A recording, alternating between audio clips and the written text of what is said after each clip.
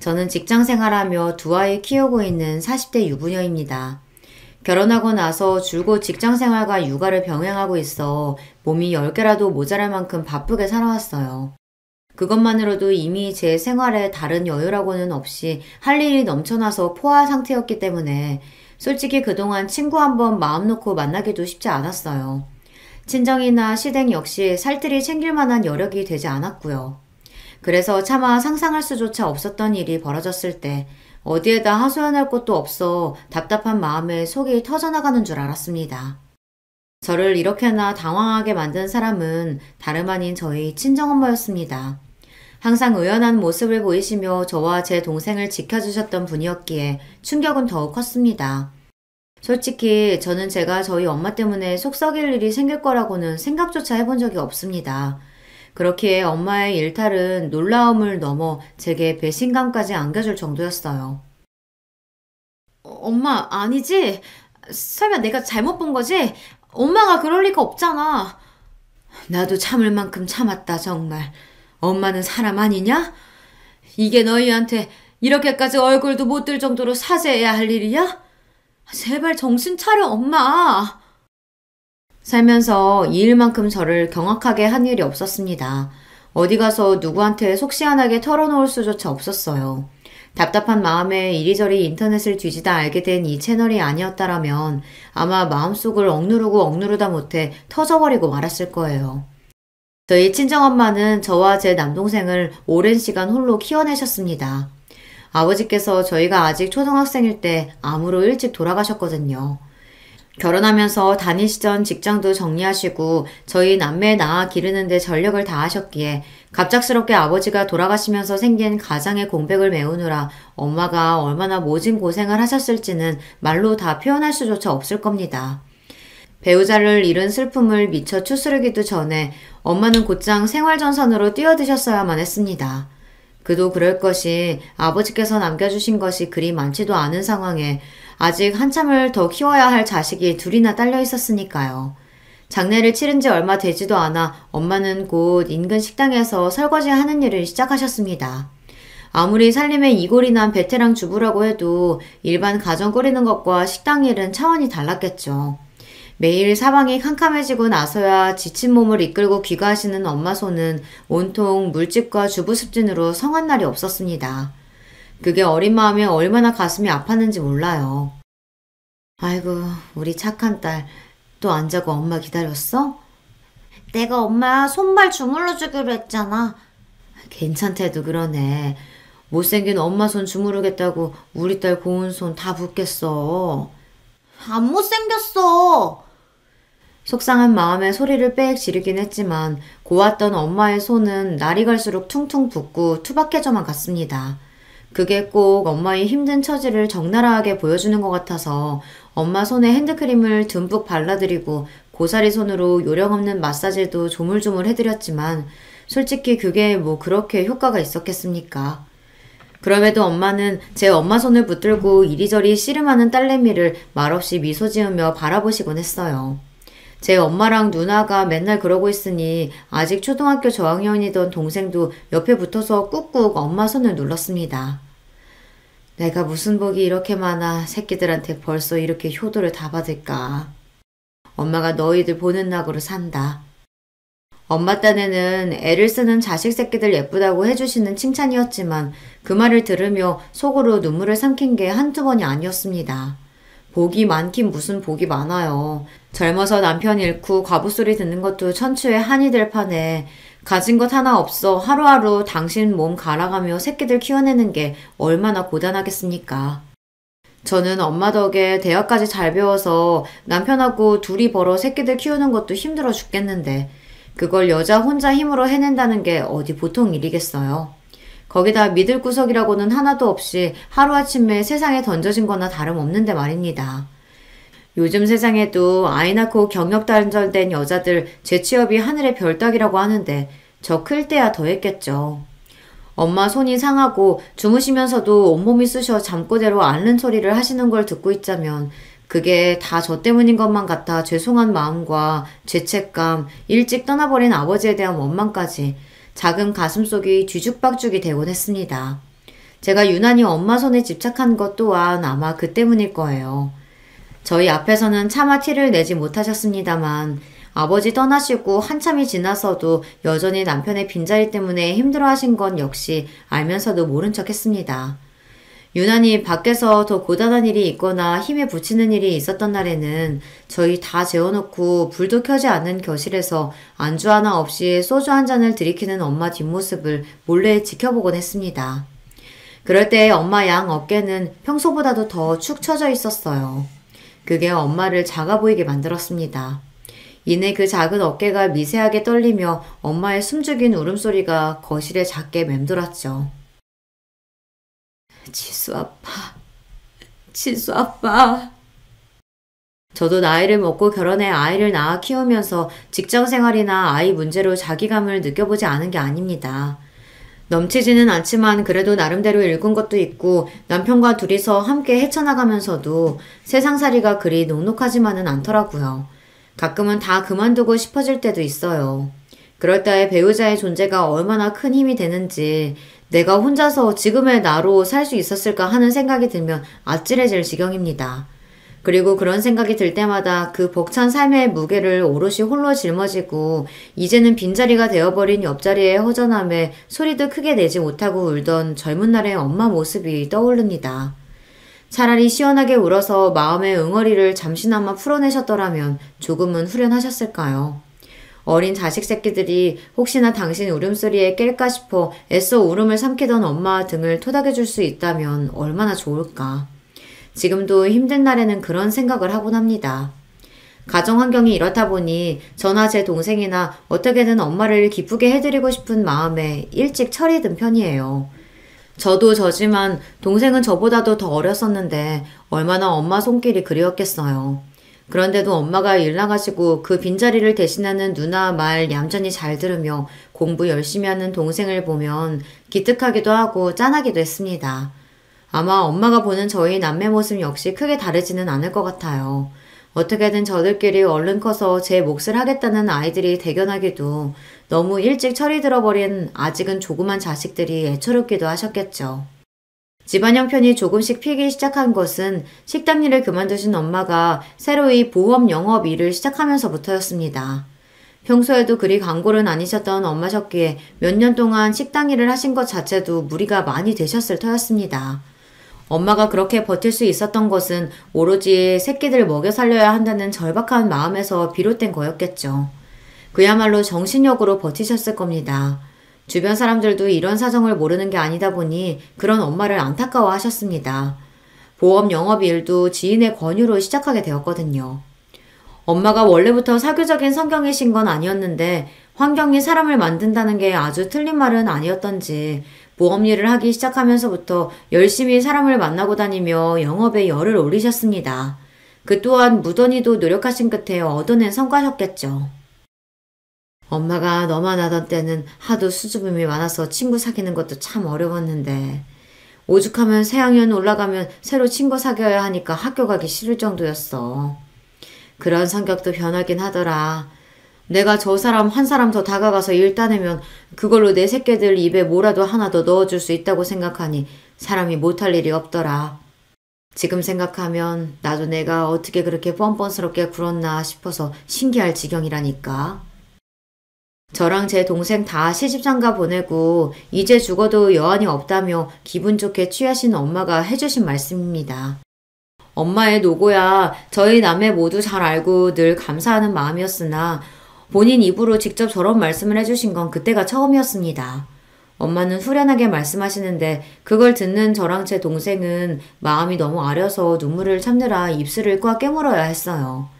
이제 각자 가정을 꾸릴 수 있을 만큼 자식들 다 장성했으니 더 이상 그런 고생은 하지 마시고 편하게 지낼 수 있도록 최선을 다하리라 다짐했습니다. 아마 남편과 처음에 쉽게 가까워질 수 있었던 것도 이런 제 성장 배경과 아주 연관이 없지는 않을 거예요. 남편도 저처럼 편부모 가정에서 자랐거든요. 다른 점이 있다면 제가 아빠를 일찍 여의고 홀어머니 밑에서 자랐다면 남편은 어머니가 일찍 돌아가셔서 시아버지께서 홀로 아들을 키우셨다는 겁니다. 나 하나 낳고 어머니가 내도록 아프셨어. 엄마에 대한 기억을 떠올리면 항상 아파서 누워 계셨던 것만 생각나서 사실 엄마랑은 별로 추억이 없어. 일하시면서도 아버지가 나까지 돌봐주시느라 항상 고생하셨지.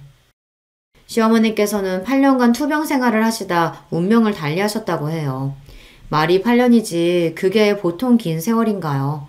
거의 10년이 다 되어 가는데 혼자서 돈 벌면서 아이 키우는 것도 쉽지 않은데 거기다 배우자의 간병까지 하셨던 시아버지셨습니다.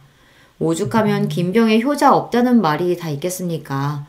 부모 자식 간에도 그러한데 부부 간에 그러기에 더욱 어려운 일이었겠죠. 요즘도 그렇지만 특히 남편이 아내 간병하는 건 그리 흔하지 않잖아요. 그럼에도 묵묵히 자신에게 주어진 모든 상황을 감내하고 받아들이신 시아버지셨습니다.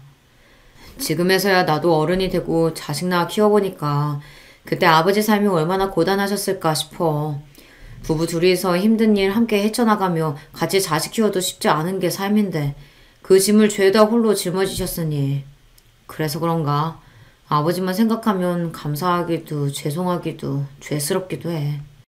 제가 저희 엄마한테 느끼는 감정이 딱 그랬을 겁니다. 그렇다 보니 남편과는 공감대가 깊을 수밖에 없었어요. 제가 엄마가 그렇듯 남편에게 아버지란 존재가 얼마나 소중하면서도 무거운 존재일지 이해가 되었습니다. 시아버지께서는 말씀이 많으신 편은 아니셨지만 항상 다정하셨어요. 시집오고 첫 시어머니 제사가 있던 날 부랴부랴 퇴근하고 시댁에 갔더니 이미 혼자서 제사상 준비를 다 맞춰놓으셔서 얼마나 안절부절 못했는지 모릅니다. 내 안사람 챙기는 일인데 내가 하는 게 당연하지. 새아기 네가 미안할 게 뭐가 있어. 나야 늘 하던 일 한 건데 뭐. 무심한 듯 말씀하시지만 그 이후로도 제게 며느리로서 어떠한 의무를 강요하시거나 시댁 살림 일체에 단 한 번도 손대도록 두신 적이 없던 시아버지십니다. 이런 아버지의 영향인지 남편도 결혼 전부터 살림이나 요리가 아주 수준급이었어요. 저도 엄마 일하러 나가시고 안 계시는 동안 동생이랑 같이 이것저것 해먹으며 집도 나름대로 치운다고 치우며 살았는데 남편 하는 거에 비하면 그건 살림 축에도 못 듭니다. 시아버지께서도 손맛이 아주 좋으신 편이시니 이건 남편이 본인 아버지 보고 배운 게 맞겠죠. 어릴 적부터 아버지가 살림하시는 걸 보고 자라서 그런가. 나한테는 그냥 당연한 일이야. 여자고 남자고를 떠나서 사람이 성인이 됐으면 자기 밥 정도는 당연히 알아서 차려 먹을 줄 알아야지. 그러니까 당신도 괜히 결혼했다고 연애할 때보다 뭘 더 하겠다느니 그런 부담 가질 필요 없어. 본인 아버지 닮아 다정한 말을 참 무심하게도 하는 남편이었습니다. 엄마가 저희 남매 키우면서 하도 고생을 하셔서 그런가 사실 결혼에 대한 두려움이 있었던 저였거든요. 아마 남편의 저런 다정한 성정이 아니었다면 애를 둘이나 낳을 엄두조차 내지 못했을 거예요. 결혼 전에는 저처럼 편부모 가정에서 자랐다는 소리에 다소 걱정을 하시던 저희 엄마도 남편이 저한테 하는 걸 보고는 그만 정을 듬뿍 줘버리고 말았습니다. 요새 남자들은 우리 딸랑은 다르다더니 아무리 그래도 그렇지 조서방 같은 남자가 다 있구나 싶다. 우리 딸이 엄마 닮아 남자 보는 눈이 있네. 흐뭇하게 말씀하시는 엄마를 보니 괜히 쑥스러워서 마음에도 없는 말이 튀어나오더라고요. 남자 보는 눈은 무슨 지금껏 우리 키운다고 그렇게 고생해놓고 그런 소리가 나와? 그거야 너희 아빠가 일찍 아파서 그랬던 거지. 너희 아빠도 타고난 성정은 다정한 사람이었어. 너희가 잘 기억을 못해서 그렇지. 너희 아기 때도 얼마나 물고 빨고 예뻐한 줄 알아? 나한테도 참 잘했고. 사람 병드는 걸 무슨 수로 미리 알았겠어. 너희 아빠 참 좋은 사람이었어, 지수야. 뜻밖의 훅 들어오는 아빠에 대한 이야기에 그만 눈시울이 시큰해지고 말았습니다. 애써 눈물을 꾹꾹 눌러 참으며 짐짓 아무렇지 않은 듯 화제를 돌렸습니다. 아빠 하나 가지고 그러는 거면 표본이 너무 적은 거 아니야? 엄마 결혼하기 전에 만난 남자친구들은 다 정했어? 남자친구들은 무슨? 내 팔자에 남자가 그리 많겠어? 그래도 참 좋았던 사람 하나는 있었지. 농담처럼 꺼낸 말인데 정말 누가 있기는 있었던 모양인지 잠시 젊었던 그 시절로 돌아간 것처럼 엄마 눈이 아련해졌습니다. 기껏해야 아빠 하나 만나고 시집와서 내도록 고생한 줄 알았더니만 그래도 엄마한테도 훗날 추억할 만한 상대가 있었다는 생각이 들자 엄마도 여자였구나 하는 생각이 새삼 들더라고요. 도대체 얼마나 근사한 분이셨길래 우리 지은승 여사를 이렇게 추억에 짓게 만들어? 응? 얘기 좀 더 해봐, 엄마. 아유, 내가 괜한 소리를 다 했다. 딸내미 시집 갈 때가 되니까 괜히 나까지 기분이 말랑말랑해져서는. 다 늙어서 정말 주책이다. 그냥 못 들은 셈 쳐. 사람 궁금하게 만들어 놓고 이제 와서 그러는 게 어딨어. 말 좀 더 해보라니까? 그렇게 한참 투닥거려도 더 말씀해 주시지를 않더라고요. 엄마의 첫사랑 이야기라니 아빠가 엄마의 첫사랑이 아니었다는 것도 속으로 좀 놀라웠고 엄마한테도 감춰진 옛사랑이 있다고 생각하니 왠지 모르게 간지러운 기분이 들기도 했습니다.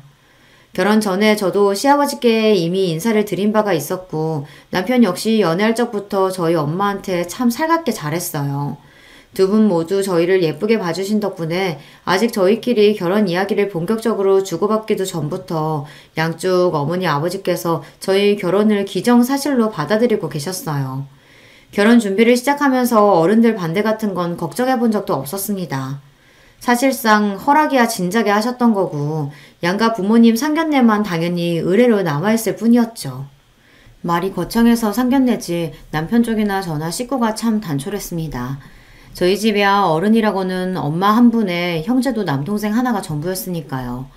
남편 쪽은 더했어요. 외아들인 남편 하나 보고 사별한 이후에도 시아버지께서는 단 한 번도 재혼 이야기를 꺼내신 적이 없다고 했습니다.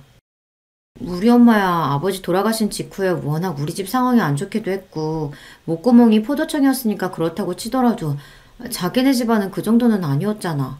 집안 형편도 나 어릴 때보다는 여유 있다고 했고 분명 주변에서 재혼하라고 누구 소개시켜준 애 만에 가만히 뒀을 리가 없는데 지금껏 혼자시라니. 아버님도 참 대단하시다. 사실 남자 혼자 자식 키우면서 그 나이까지 홀로 지내는 게 쉬운 일이 아니잖아. 나라고 그런 얘기 왜 안 해봤겠어.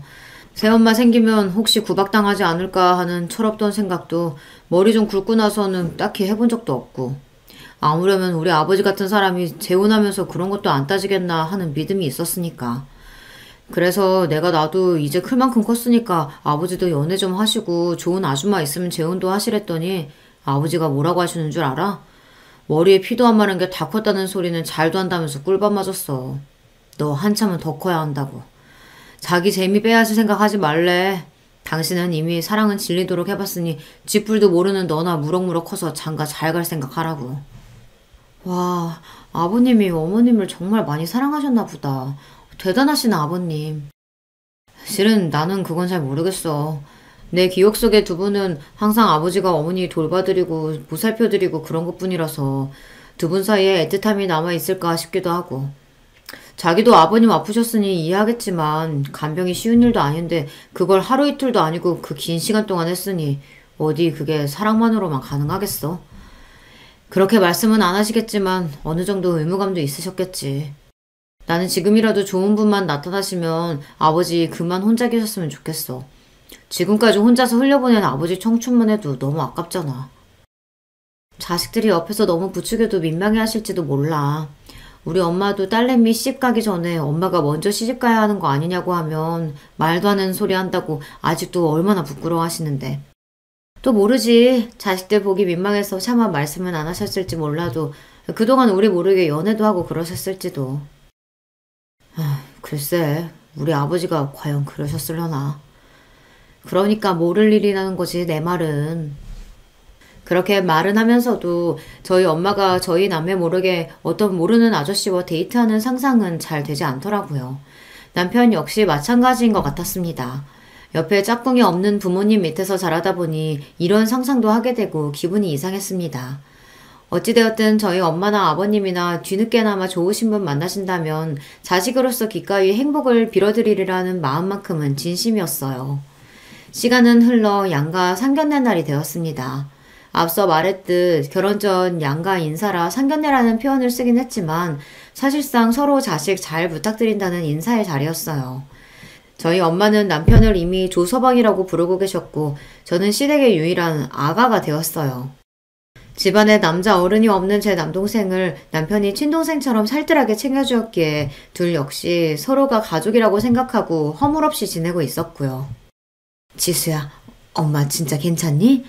내가 신경 쓴다고 쓰긴 했는데 그동안 먹고 산다고 바빠서 워낙 꾸미고 살질 않아놔서 우리 딸 엄마 때문에 괜히 기죽으면 안 되는데. 무슨 소리야. 곧 시집갈 나보다 엄마가 훨씬 예쁘니까 쓸데없는 걱정하지 마세요. 제가 저희 집 개혼이다 보니 자식 보내는 모든 절차가 처음인 엄마셨어요. 게다가 이런 중대사를 함께 상의할 남편도 없이 혼자서 해결해 나가야 하다 보니 가뜩이나 신경이 많이 쓰이셨던 것 같습니다. 시아버지를 처음 뵈러 나가는 자리가 꼭 본인 결혼 전 상견례에 나가는 것처럼 긴장하신 엄마셨어요. 정작 결혼 당사자인 저는 그 정도로 긴장하지 않았었거든요. 되려 제가 엄마 긴장을 풀어드려야 했어요. 그만큼 제 시아버지 되실 분한테 좋은 인상을 남기고 싶으셨던 거겠죠.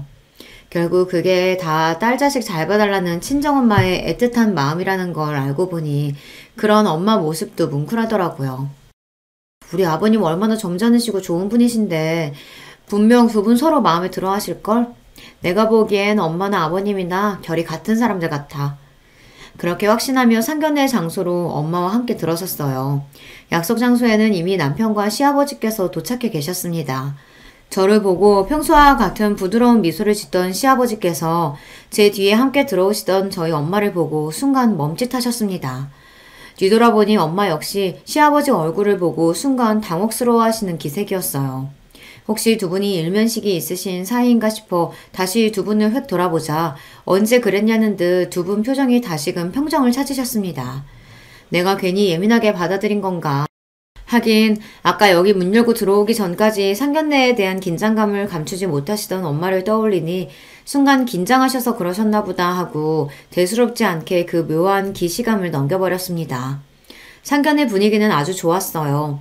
이미 피차 서로 가정사에 대해서는 알아야 할 건 모두 다 알고 있었고 이미 결혼 준비도 본격적으로 시작되었어요. 이 자리는 장차 사돈일 때 두 분 어른들의 안면을 익혀두는 데 의의를 둔 자리였어요. 그러니까 친목 자리나 다름없었죠. 아버님 여기 음식 참 괜찮죠? 지난 엄마 생신 때 가족들이랑 함께 왔던 곳인데 너무 괜찮길래 아버님도 꼭 모시고 싶었어요. 그래 고맙다. 음식이 아주 내 입맛에 맞는구나. 네가 신경 많이 썼겠다. 아버님 여기 관자도 참 맛있어요. 저번에 먹어본 관자가 맛있었던 기억이 나서 시아버지 앞으로 밀어드리려는데 옆에 앉아 계시던 엄마가 관자가 든 접시를 슬쩍 밀고서는 섭산적이 든 접시를 시아버지 앞쪽으로 밀어드렸습니다. 의아함에 엄마를 쳐다보자 아차 싶으셨는지 엄마가 그러시더라고요. 저번에 보니까 이 집이 섭산적을 참 잘하길래 드셔보시라고. 와, 벌써부터 아버지가 저보다 인기가 좋네요. 남편의 너스레에 부드럽게 넘어갔지만 엄마 행동이 조금 이상하게 느껴졌습니다. 그렇게 상견례 잘 치르고 나와서 엄마한테 참았던 궁금증을 풀어놓았어요. 엄마, 혹시 전에 아버님 뵌 적 있어? 아니, 내가 그분 뵐 일이 뭐가 있어? 없어. 화들짝 놀라서 얼른 손세례를 치시는 엄마 반응이 석연치 않았으나 본인이 그거 아니라고 하시는데 뭐라고 하기도 참 애매했어요. 진짜지? 정말 우리 아버님 전에 만난 적 없지? 그럼 내가 뭐 한다고 너한테 그런 걸 속이겠어? 엄마가 우리 딸내미 잘 봐달라고 너무 긴장을 했는가 보다. 하긴 그것도 그랬습니다. 뭔가 문제가 있는 사이인 것 같으면 제가 그 집에 시집가도록 엄마가 두고만 보지는 않으셨을 테니 설마 걱정할 일이야 있겠나 싶었어요. 그렇게 무사히 결혼식을 치르고 남편과 꿈같은 달콤한 신혼을 보내게 되었습니다. 저희 본가나 시댁이나 다들 사이는 나쁘지 않았으나 그래도 사돈이라는 게 일반 지인처럼 편안한 사이는 아니다 보니 두 분이 따로 만날 만한 일도 별로 없었어요. 그랬기에 상견례에서의 기시감은 금세 사라져버리고 말았습니다. 그때는 남편과 저희 둘만 생각하기에도 정신이 없었고 그러다 연년생으로 아이들이 태어나면서부터는 정말이지 눈코 뜰 새 없는 육아 전쟁이 펼쳐졌으니까요. 저 키운다고 고생하신 엄마한테 효도해야지 하던 결심도 이리저리 생활에 치이면서 뒷전이 되어버리고 말았습니다. 이래서 부모 마음이 자식 마음 같을 수 없다고 하나 봐요. 이것도 결국 핑계인 거고 제가 불효녀인 거겠죠. 남편과 둘이서 으쌰으쌰 해가며 힘을 내보아도 직장 다니면서 아이 둘 키우기가 쉽지가 않더라고요. 아이들 생긴 이후부터는 양가의 도움도 참 많이 받았습니다. 효도는커녕 손자까지 떠맡기는 못난 자식이 되어버려 송구스럽기가 이를 데 없었어요. 하지만 그런 못난 자식도 감싸 안아주시며 손자들에게 듬뿍 사랑을 쏟아주시는 두 분이셨습니다.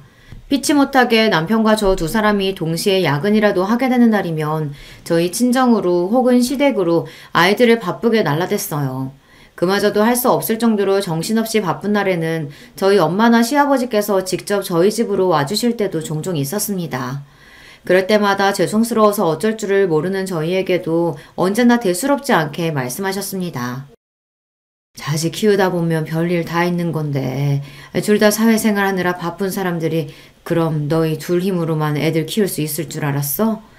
다 이렇게 주위 도움도 받아가면서 애들 키우는 거야. 조서망한테도 괜히 마음 쓰지 말라고 하고. 기태 다 키우고 헛헛한 노인네한테 손자들 얼굴 보여주는 것만한 효도가 또 어디 있다고. 이렇게 자주 봐야 정윤이, 정우랑 정도 더 많이 들고 그러지. 할아버지라도 아무것도 안 하면 노인이면 어떻게 애들이 편히 여기겠어.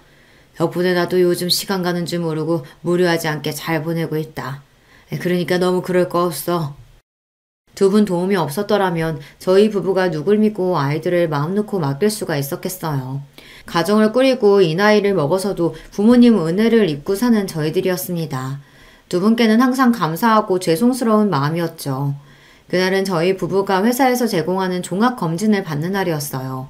공교롭게도 시기가 겹치는 바람에 이왕 이렇게 된 거 검진 날짜를 맞춰서 간만에 남편과 평일 대낮에 데이트를 하기로 했습니다.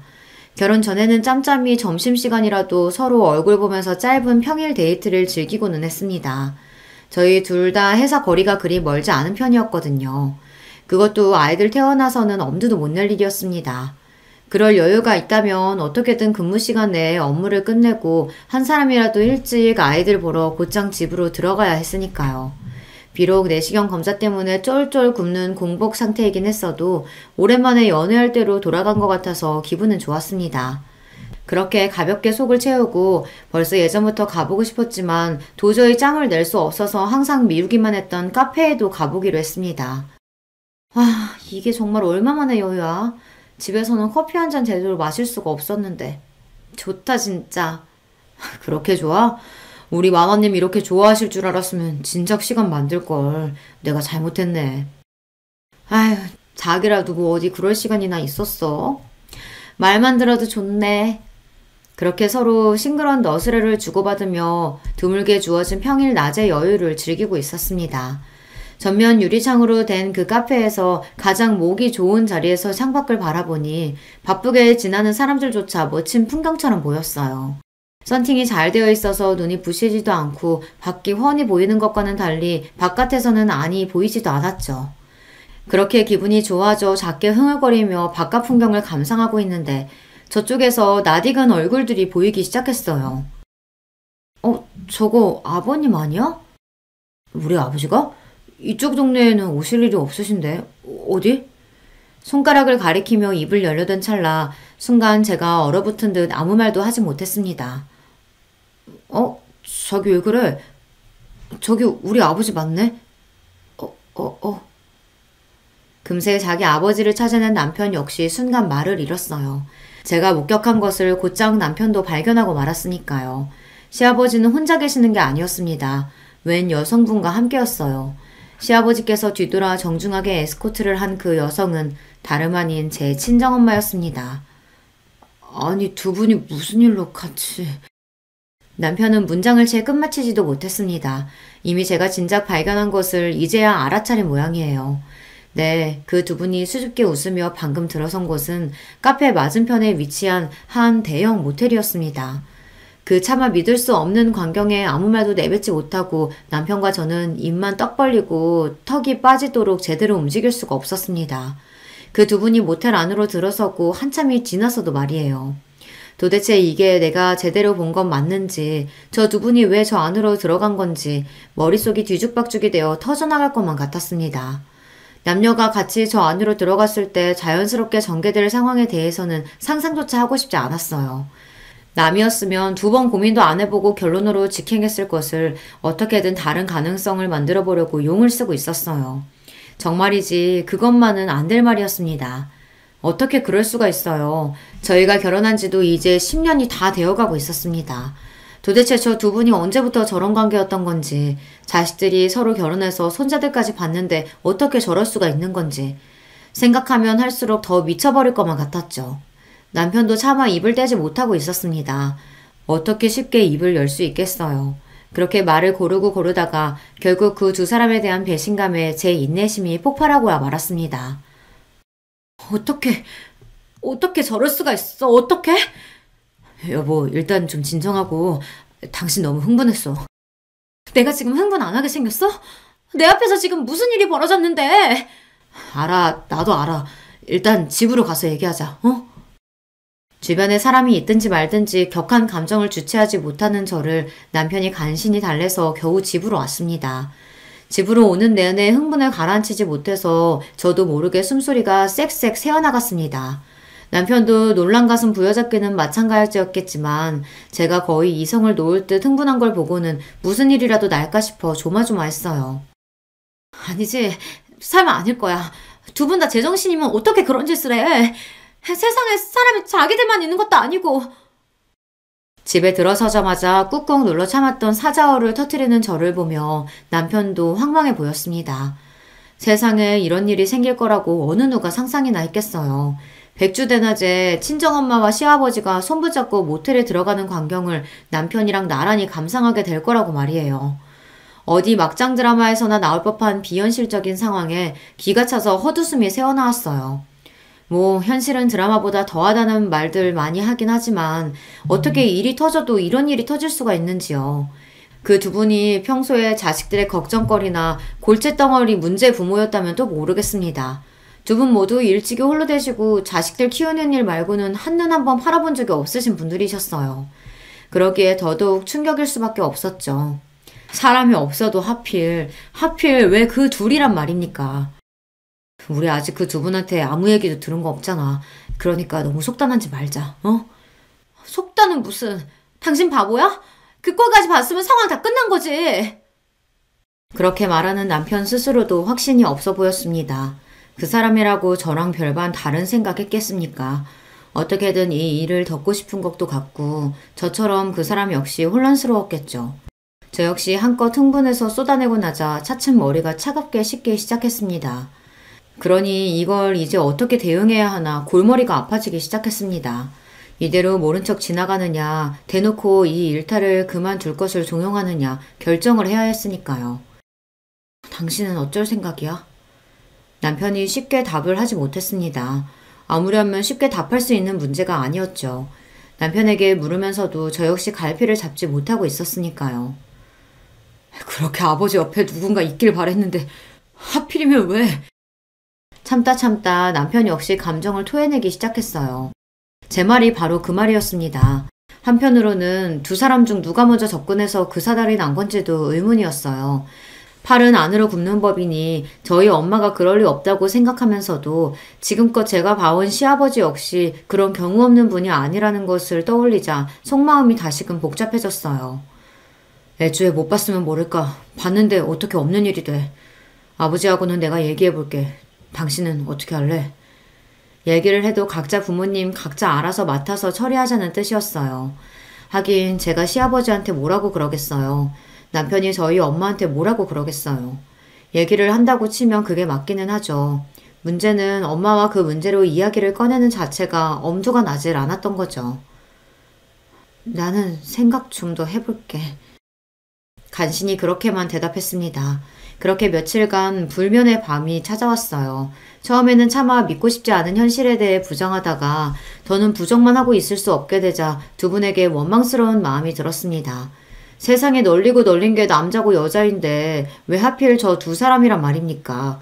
그 둘만 아니었다면 남편이나 저나 얼마나 두 팔 벌려 환영할 상황인데 이를 이렇게 만든 두 사람 때문에 참담한 심정이었습니다.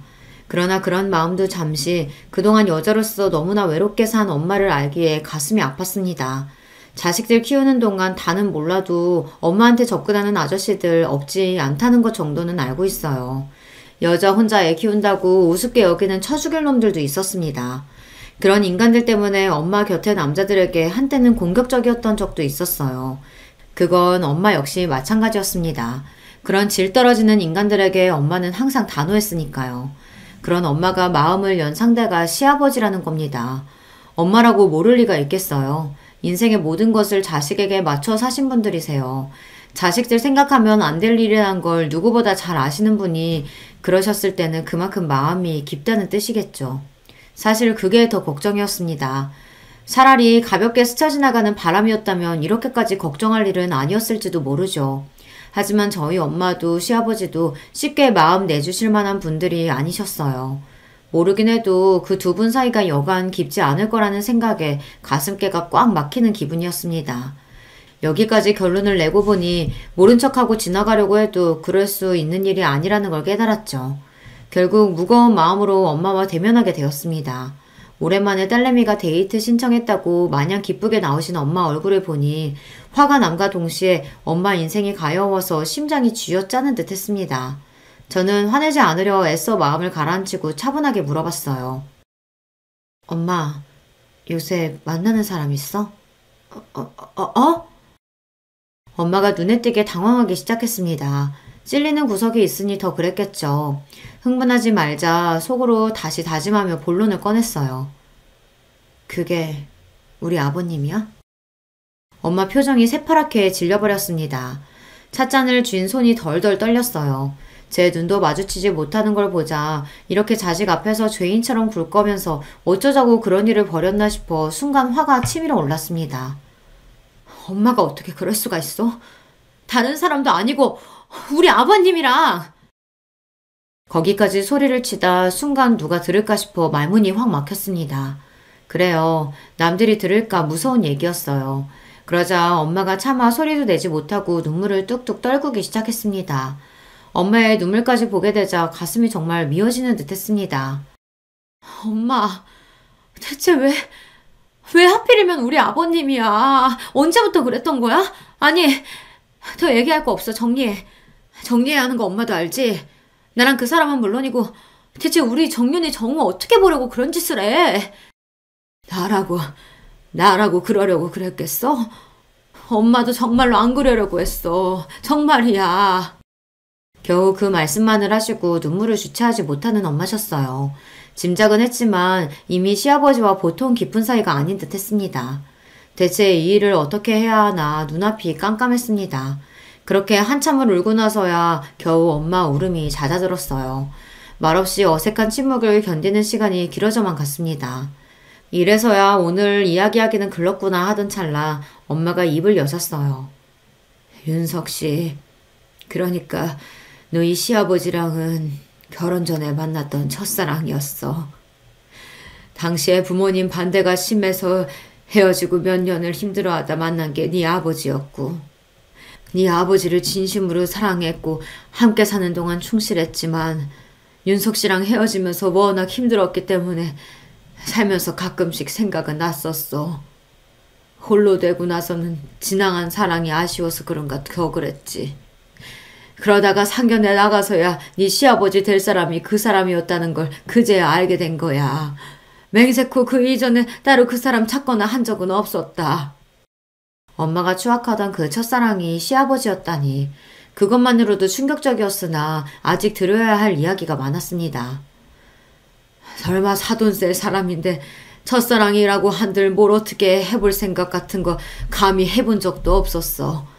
이렇게 된 마당에 이런 소리 하니 믿기진 않겠지만 정말 추워도 그런 생각하지 않았다.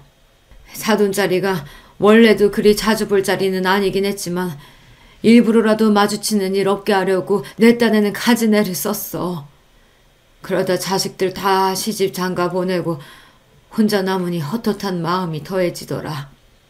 너희 바쁠 때 애들 봐주러 너희 집에도 들락거리다 보니 본의 아니게 윤석 씨와 마주치는 일이 잦아지더라. 그러면 안 된다고 생각하면서도 끝이 그래서 그랬는지 쉽게 미련이 떨어지질 않더라고.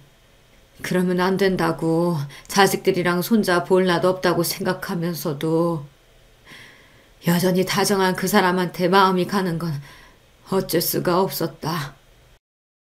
당장 헤어지라고 윽박지르고 싶은 마음이 들면서도 엄마가 가여워서 어떻게 해야 할지 모르겠더라고요. 오죽하면 그랬을까, 오죽하면. 그 생각이 드니 차마 입을 떼기가 쉽지 않았습니다. 엄마, 아무리 그래도 그렇지. 우리가 결혼하기 전이면 또 몰라도 지금 손주가 둘이나 있잖아. 엄마 스스로도 떳떳하지 못한 이 관계를 계속 이어나가겠다는 거야? 나중에 우리 애들이 알게 되면 엄마 손자들한테 이렇게 말할 수 있겠어? 엄마가 잘못한 거 알아. 엄마가 정말 미안해, 지수야. 잘못한 거 아니까 아무한테도 얘기 안 하려고 했어. 평생 비밀로 묻고 가려고 했어. 하지만 절대로 가벼운 마음으로 이런 짓 벌인 거 아니다. 나도 내 마음이 내 마음대로 되질 않아서 그랬어. 그 사람이랑 어디 나가서 관계 밝힐 생각 같은 거 추호도 없어. 그저 얼마 남지 않는 생 조용히 곁에서 아무도 모르게 서로 지켜주다 가자. 그런 마음이었다. 그러니까 엄마가 왜 그런 떳떳하지 못한 사랑을 하냐고. 엄마가 혼자야? 나도 있고 지석이도 있고 손자들도 있는데. 너도 내가 무슨 말 하는지 알잖아. 자식이랑 어떻게 같겠어. 하필이면 그 사람이 너희 시아버지라서 엄마가 정말 미안해. 엄마가 정말 씻을 수 없이 큰 죄를 지었다. 앞으로는 절대 들키지 않게 너희들한테 티도 내지 않게 조심할 테니까 그냥 모른 척 해줄 순 없겠어? 엄마. 예상보다 강경한 태도였습니다. 이쯤 하면 엄마가 스스로 포기하실 줄 알았어요. 하지만 엄마 스스로도 어쩔 수 없는 마음이라니 제 눈도 못 마주치고 죄스러워하시면서도 끝내 시아버지와 정리하겠다는 말씀만큼은 하지 않으시는 엄마를 보는 제 속이 복잡해졌습니다. 엄마는 죽어도 정리를 못 하시겠대. 제 마음대로 되는 일이 아니래. 아버님하고는 얘기해봤어? 집에 돌아와 남편에게 그날 일을 털어놓았습니다. 말이 이어질수록 남편 표정도 어두워져만 갔습니다. 한숨을 푹 내쉬며 남편이 말했습니다. 우리 아버지도 마찬가지야. 난 우리 아버지한테 그런 면이 있는 줄은 몰랐다. 뭐라고 하시는데? 장모님 감싸기부터 하시더라. 잘못이 있으면 다 자기가 잘못한 거라고. 장모님은 잘못한 거 하나도 없으시다고. 그러니까 욕을 하거들랑 자기한테만 하고 원망도 자기한테만 하래. 무슨 성인군자도 아니고. 그렇게 말하는 남편 표정이 말이 아니었습니다. 지금 제 표정도 딱 저렇지 않을까 싶었어요. 한참을 말을 고르고 고르더니 이윽 후 남편이 입을 열었어요. 여보, 그냥 우리 모른 척하고 두 분 그냥 두면 안 될까? 여보. 그렇잖아. 그날 우리가 그렇게 우연히 두 분 본 거 아니었으면 애초에 이런 일이 생기지도 않았겠지. 평소에 두 분이 자식들이야 어찌됐든 신경도 안 쓰시는 분들이었다면 또 몰라. 자식밖에 모르시던 분들인 거 뻔히 아는데 두 분 사이가 그렇게 되기까지 얼마나 마음고생이 심하셨겠어. 서로 첫사랑이라고 하셨잖아. 얄궂게 사돈 사이를 다시 재회하긴 하셨지만 서로 마음 안 주려고 또 얼마나 애를 쓰셨겠어. 우리 결혼한 지 벌써 10년이 다 돼가. 그 긴 시간 동안 접지 못한 마음이면 정말로 접을 수 없는 마음이니까 그러신 거 아니겠어? 두 분이 당장 결혼을 하신다는 것도 아니고 앞으로 그러실 분들도 아니고. 그러니까 설득을 하라고 보내놨더니 당신이 설득돼서 오면 어떡해. 당장 결혼을 하실지 말지 그걸 어떻게 알아? 저 두 분 만날 거라고는 어디 상상이나 했어? 제 말에 남편 말문이 딱 막혔습니다. 저라고 어디 저희 엄마한테 상처 주는 말 하고 싶었겠어요. 하지만 이게 사회적 통념이었어요. 이번에야 우리 둘한테 들켜서 그나마 집안 문제로 넘어갔지. 혹시 두 분이 사돈인 걸 아는 다른 사람들이 보기라도 했으면 어떻게 됐겠습니까? 두 분의 지난한 역사야 알 바 아닌 타인들의 눈에 그 두 분이 어찌 비칠지 상상만 해도 아찔했어요. 그 시선에 또다시 다치게 되실 엄마를 생각하니 더더욱 그랬습니다. 제가 겨우 저희들 생각만 해서 그런 모진 말을 했겠어요. 이 관계는 누구보다 엄마 스스로에게 위험한 관계였어요. 고민 끝에 결국 시댁으로 시아버지를 찾아가게 되었습니다. 두 분 관계를 알게 된 이후에 처음 걸음하는 거였어요. 그만큼 시아버지 얼굴을 뵙기가 쉽지 않더라고요. 시아버지 역시 마찬가지였겠죠. 엄마와 마찬가지로 죄인처럼 제 얼굴을 제대로 찾아보지도 못하는 시아버지를 보니 마음이 배로 무거워졌습니다. 네가 얼마나 황당하고 황당한 마음일지 내가 짐작조차 할 수가 없구나. 너나 우리 희태에게는 정말 입이 10개라도 할 말이 없다. 아버님, 정말 다시 생각하실 순 없으시겠어요? 네가 뭘 걱정하는 줄 안다. 우리도 그날 이후로 따로 안 보고 연락만 주고받고 있어. 너희들을 허락받고 만난 건 아니었지만 모르면 몰라도 너희가 알고 있는데 너희 허락받지 않고 만나는 건 정말 너희를 기만하는 것 같아서. 애초에 암만 하셨다면 기만이 아니었을 텐데 이제 와서 고지식하게 저희 허락만을 간절히 바라시는 것 또한 딱 두 분 같으셨어요. 인정하기 싫지만 두 분이 마음으로 이어져 있다는 걸 인정하지 않을 수가 없었습니다.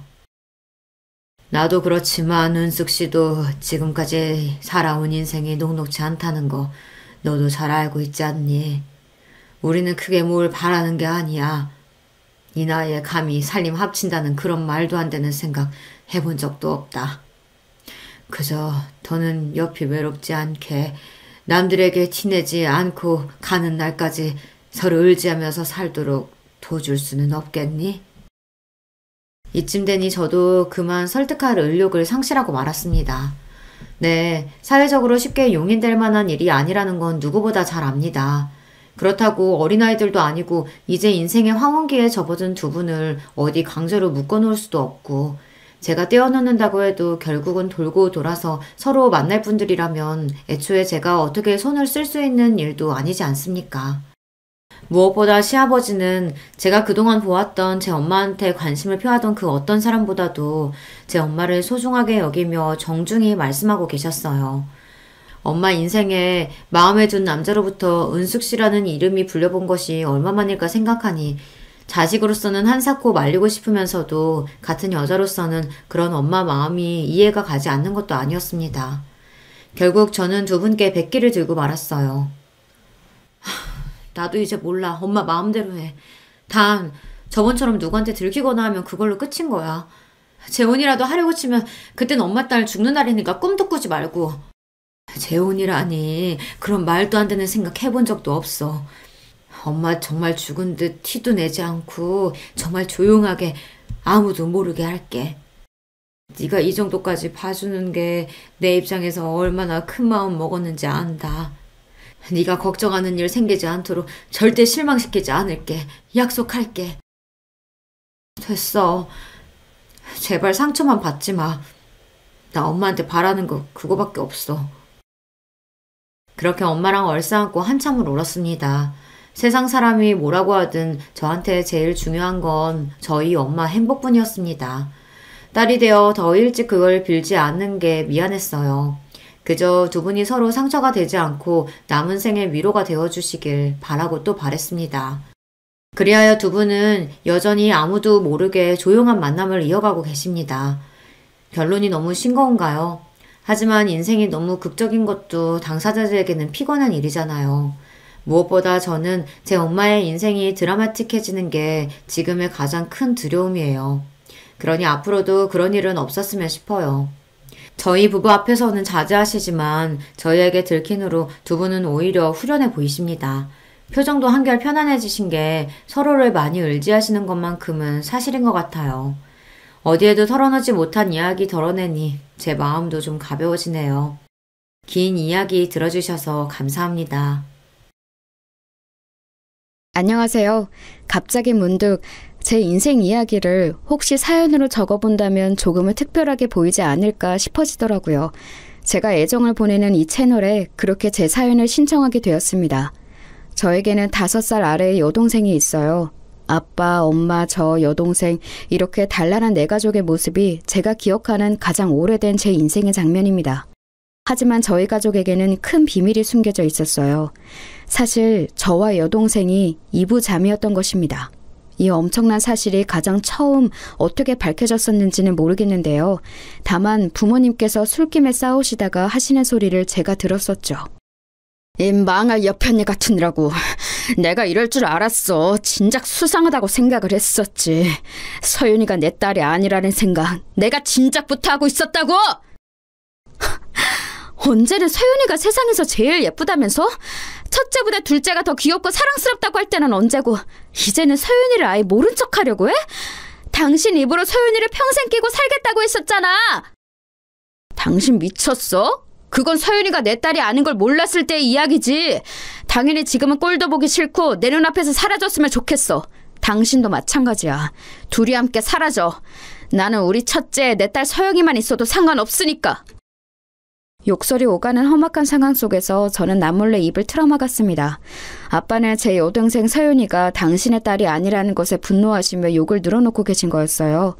그날 엿듣게 된 대화 속에서 얼핏 추측을 해낸 것은 서윤이가 엄마와 친분을 유지하며 지내시던 어떤 아저씨의 핏줄이라는 것이었습니다. 저도 그 아저씨를 잘 알지는 못했지만 얼굴 정도는 알고 있었죠. 충격적이었어요. 이런 말을 하면 너무 적나라한 것 같지만 서윤이는 저희 가족들 사이에서 혼자 외모가 튀긴 했었어요. 어린 나이에도 코가 오똑했죠. 하얗고 결이 좋은 피부나 웃을 때 입술이 들리는 모양은 엄마와 아주 닮았으나 아빠하고는 조금 더 닮은 구석이 없는 자식이 바로 서윤이였습니다. 당연하리만치 함께 동네를 누비면 저희를 잘 모르는 이웃들은 자매인 걸 전혀 눈치 못 챘어요. 그 정도로 안 닮은 자매였죠. 하필 저도 여동생도 각자 친탁을 한 외모였기 때문입니다. 서윤이의 출생의 비밀이 밝혀진 이후 파국으로 치닫고 말았어요. 부모님께서는 결국 이혼을 하셨습니다. 그리고 두 분 다 저희 자매를 책임지지 않으셨어요. 저는 현실을 믿을 수가 없었네요. 아빠, 저 다 알아요. 서윤이는 아빠 딸 아니고 저만 진짜 아빠 딸 맞잖아요. 근데 왜 저까지 버리시는 거예요? 아빠, 저만 있으면 된다고 하셨었잖아요. 저는 울면서 아빠에게 매달렸지만 소용이 없었죠. 그 과정에서 제 여동생 서윤이도 자신의 비밀을 알게 되었습니다. 그런 것을 이해하고 받아들이기에는 너무 어린 나이였는데 하지만 저 역시 어렸기에 여동생을 배려할 생각조차 당시에는 못했었던 것 같아요. 부모님 두 분 모두 저희를 고아원에 버리고 각자의 인생을 살기도 하신 것을 알고는 제가 엄마의 바지가랑이를 잡고 매달려도 봤었습니다. 엄마, 서윤이가 예쁘게 생겼다고, 커서 큰일 날 것 같다고, 탤런트 시켜도 좋을 것 같다고 맨날 그런 말씀하셨었잖아요. 그런데 왜 버리고 가세요? 대체 왜 엄마와 아빠 모두 저희를 버리시는 건데요? 서영아, 이거 놔. 너희를 사랑하지만 없는 형편을 감수하면서 책임지고 키울 정도로 사랑하는 건 아니야. 나는 지칠 대로 지쳤어. 이제 내 인생을 새로 살고 싶어. 너도 크고 나면 나를 어느 정도 이해해줄 거라고 믿을게. 알아서 잘 살아라. 너무나도 큰 상처가 되었습니다. 저희 자매는 졸지에 고아가 되었어요. 친척들은 가뜩이나 왕래가 없었지만 이제는 아예 연락들을 싹 끊고 돌아선 지 오래였습니다. 저희 자매에게는 아무도 없었어요. 고아원의 생활이 시작되었고 서윤이는 은근히 괴롭힘을 당했어요. 얼굴이 예쁘장해서 눈에 띄었는데 고아원 아이들이 시기 질투를 한 거였죠. 그럴 때마다 서윤이는 저에게 달려왔고 저를 의지했습니다. 처음에는 그게 귀찮고 싫었어요. 부모님께서 이혼을 하신 것이, 고아원 생활을 하게 된 것이 모두 다 서윤이 탓인 것만 같아서 어린 마음에 화가 풀리지 않았습니다. 하지만 서윤이가 제가 자기 목숨줄이라도 되는 것 마냥 간절하게 저를 붙잡고 의지하는 모습을 보며 서서히 마음을 고쳐먹었어요. 그 이후로는 제가 서윤이를 지키는 방패가 되었죠. 그건 저에게도 잘된 일이었습니다. 왜냐하면 덕분에 제가 버틸 수 있었거든요. 어린 여동생을 든든하게 지켜주는 것, 이런 의무감을 가지니까 목표의식이 생겨서 하루하루를 살아갈 수 있었어요. 학교에서는 제가 딱히 말을 한 적도 없건만 제가 고아원 생활을 하고 있다는 것을 모두가 알았습니다. 저는 왕따였어요. 고아원에서 산다는 이유로 왕따가 되었고 선생님들께도 외면을 받았습니다. 어떤 선생님 한 분은 저를 두고 부모 없는 애는 신경 안 써도 된다는 식으로 말씀을 하시기도 했었죠. 정말 무식하고 저급한 시절이었던 것 같네요. 어린애가 받을 상처 따위는 신경 안 쓰는 나쁜 어른들 때문에 저는 더욱 고립되었고 서러워서 미치는 줄 알았어요. 남들 다 있는 부모가 왜 저한테만 없어서 이런 시련을 겪어야 하는지 이해할 수가 없었죠. 그런 외로운 생활 가운데 고아원에서 서윤이를 지키며 든든한 버팀목이 되어주는 제 역할은 일상을 지나게 하는 원동력이었을지도 모릅니다. 하지만 예기치 못한 변수가 저희 자매를 기다리고 있었어요. 어느 날 서윤이가 입양을 가게 된 거예요. 제 여동생인데 이제 세상에 단 하나뿐인 제 가족인데 도대체 어디를 가는 거냐면서 저는 담당 선생님을 붙잡고 울었습니다. 언니인 저에게 서윤이 당사자보다 먼저 입양 소식을 먼저 전해주셨거든요. 오는 저를 붙잡고 선생님이 말씀해 주셨어요. 서영아, 너는 또래보다 성숙하고 똑똑하니까 이해를 잘해줄 거라고 믿어서 솔직하게 선생님이 다 얘기해 줄게. 우리 고아원이 지금 사정이 별로 좋지가 못해. 그러니까 서윤이가 입양을 가는 건 무척 잘된 일인 거야. 서윤이만이라도 보장된 가정 안에서 잘 살아가게 된다면 기쁜 일 아니겠니? 보장된 가정이라는 건 제 동생이 좋은 집에 입양을 간다는 말씀이세요? 그래, 맞아. 꽤 풍족한 집안에서 서윤이를 데려가겠다고 해주셨어. 이건 다시 없을 기회야. 아주 조심스러운 이야기지만 너희 자매 같은 경우는 아마 친부모님께서 영영 찾으러 오지 않으실 것 같아. 친부모님을 기다리는 건 포기하고 각자의 인생을 하루빨리 계획하고 개척하는 게 옳은 길이야. 누가 기다린다는 거예요? 저랑 서윤이는 부모님을 기다린 적 없어요. 저희를 버리신 분들이라는 건 세상에서 저희가 가장 잘한단 말이에요. 그래, 안다면 다행이네. 네가 동생을 축하해주고 잘 다독여줬으면 좋겠어. 혹시 언니가 되어서는 질투를 할 생각은 아니지? 성인이 되어서도 한참 속상했던 것 중 하나가 그 선생님이 저를 질투쟁이로 염려하셨다는 점이었네요. 동생이 입양을 잘 가게 된 걸 질투하는 언니로 말입니다. 꽤 상처가 되었어요. 그런데요, 당시에 제가 정말 진심으로 질투가 전혀 안 났는가를 따져보자면 그런 것도 아니었습니다. 하늘에 대고 떳떳하지는 못했던 것 같아요. 그때는 저도 어렸으니 어쩔 수 없었다는 변명을 대볼게요. 왜냐하면 저희 집은 언제나 가난했기 때문입니다. 화목했던 기억은 거의 없었고 형편은 늘 지지부진하였죠. 그랬건만 제 여동생이 좋은 환경의 가정을 만나서 잘 살아가게 될 거라는 것이 부러웠고 배가 좀 아팠죠. 저는 아무도 몰래 원장님을 따로 찾아가서 간청을 했었어요. 서윤이와 함께 저도 그 집에 입양을 가면 안 되겠냐는 것이었습니다. 두 손을 모아 비로도 받지만 원장님은 저를 떼어내셨죠. 될 일마저 안 되게 만들지 말라고 하시면서 여동생의 앞날이나 축복해달라고 하시더라고요. 앞으로 평생 못 보게 될 수도 있는 거니까 이별도 후회되지 않게 잘하라고 하셨습니다. 그 소리를 듣고 나니까 심장이 철렁 내려앉더라고요. 나는 5년 전의 일을 어느 정도로 기억하지? 어렸을 때니까 어쩔 수 없이 기억이 잘 안 나. 거의 기억들이 희미한데 그렇다면 서윤이는 크고 난 뒤에 나를 잊게 되는 걸까? 아빠랑 엄마까지 해서 넷이 살던 우리 가족의 모습은 아예 잊을지도 모를 일이고 나의 존재도 별것 아닌 것으로 기억에 남길 수 있겠구나. 왠지 겁이 났습니다. 그래서 그때부터 저는 서윤이의 손을 꼭 붙잡고 몇 번이고 이런 당부를 해주었어요. 서윤아, 너 절대로 나 잊어버리면 안 돼. 이제 앞으로는 네가 커서 나한테 연락을 해줘야 돼. 네가 나를 찾아야 돼. 왜? 그럼 언니는 나한테 연락 안 할 거야? 언니는 나 안 찾아올 거야?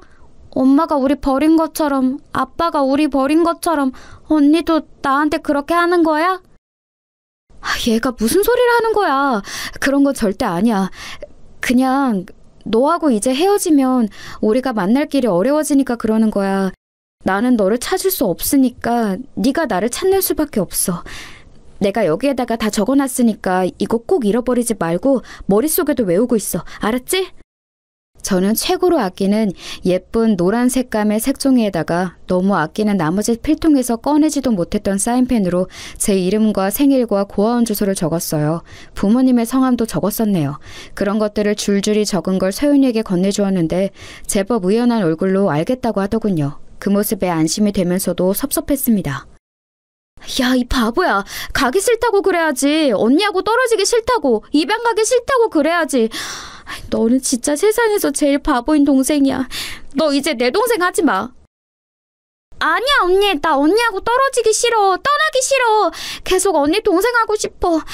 아빠가 나는 가짜 딸이라고 그랬으니까 언니가 나 귀찮아서 멀리 보내버리는 줄 알았어.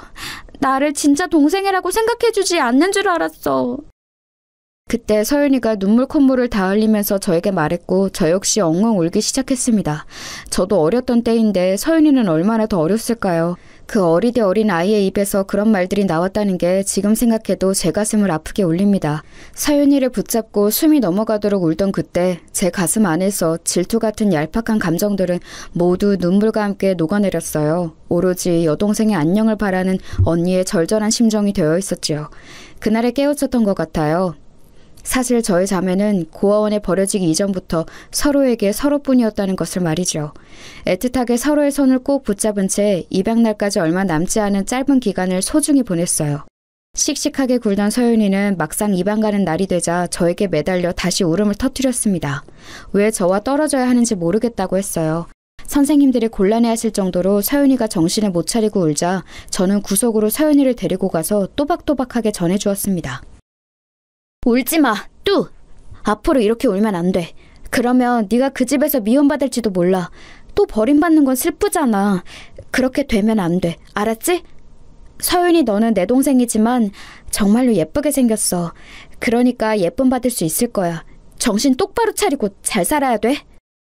언니, 우리는 왜 가족이 다 따로 살아야 돼? 같이 살면 안 되는 거야? 엄마, 아빠하고 다 같이 사는 애들은 왜 그런 거고 우리는 왜 이런 거야? 우리가 함께하면 좋겠지만 그럴 수 없어, 서윤아. 학교에서 언니 반에는 이름도 얼굴도 예쁜 장미라는 애가 있어. 근데 성도 백이다? 백장미야. 이름 정말 예쁘지? 걔는 집도 잘 사는 모양이야. 가방도 옷도 빛이 나거든. 머리띠는 맨날 새 걸로 쓰고 와. 우와, 공주님 같은 언니인가 보다. 다들 그 언니를 좋아할 것 같아. 맞아. 친구들도 선생님들도 걔를 좋아해. 그런데 언니 반에는 이름도 촌스러운 김숙자가 있어. 걔는 고아원에 사는 나보다도 못해. 머리도 제대로 못 감은 때가 많고 옷은 구멍난 곳이 거의 그대로야. 선생님은 김숙자보다 백장미를 예뻐하셔. 어제도 학교에서 둘이 똑같이 교과 제창을 잘했을 때도 백장미에게만 박수를 치라고 하셨어. 김숙자에게는 그냥 자리에 앉으라 하셨지. 못됐어. 선생님 나빴어. 둘이 잘했으면 둘이 똑같이 칭찬받아야 맞는 거야. 그치? 하지만 서연아, 세상은 공평하지 않아. 백장미도 김숙자도 그리고 나도 아직 어리잖아. 그냥 어린애일 뿐이야. 하지만 각자 인생의 출발점부터 다른 걸 슬프지만 모를 수가 없어. 서연아, 잘 들어. 우리는 남들보다 좋은 출발을 하지 못했어. 타고난 게 없어. 싫어도 인정해야 돼. 그게 사실이니까.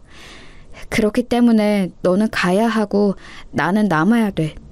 가서 잘 살아. 죽이 되든 밥이 되든 네가 여기서 남아있는 것보다 훨씬 나은 미래가 펼쳐질 거야. 저는 담당 선생님의 말맞다나 많이 성숙했던 것 같아요. 어른도 쉽사리 하지 못한 이야기들을 하고 있었으니까요.